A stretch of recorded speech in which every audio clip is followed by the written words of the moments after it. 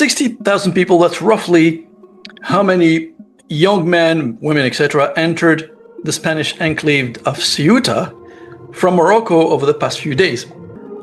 And sadly, at least 57 of them died. Here's where things get really bizarre. The Moroccan town whose crowds moved through is called Fnideq, and it's spelled here. It has a population of about 77,000 people, so 60,000 people surged through a town of 77,000.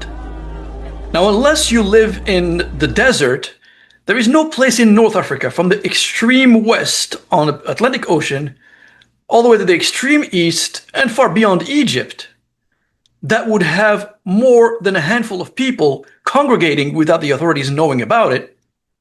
That's how state security works in that part of the world. Now, I want to be upfront about something. Ceuta and Melilla, and here's the map here, are historically Moroccan territory. And I've said that before, and Spain should hand them over at some point. But this isn't about that. This isn't about colonial argument. What I'm talking about is something completely different. Well, something doesn't square. Morocco's domestic security services are not known for losing control of anything. This is a country where a handful of people gathering on a street corner draws a police response, the DGST, and that's Moroccan intelligence apparatus.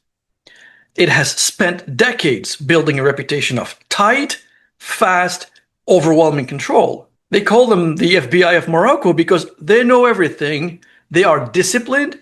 They are security expert. So explain this to me. How does that same state let 10,000 of people converge on a single border town over multiple days using mountain trails and coastal routes without shutting down the whole thing in an hour? Either Moroccan security lost total control of a single choke point for the better part of the week, which in my opinion would be the single biggest operational failure in that agency's modern history.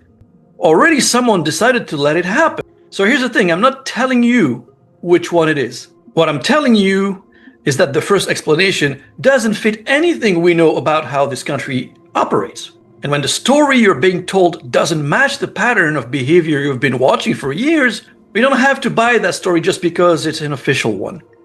Something happened at that border. I don't think it was an accident.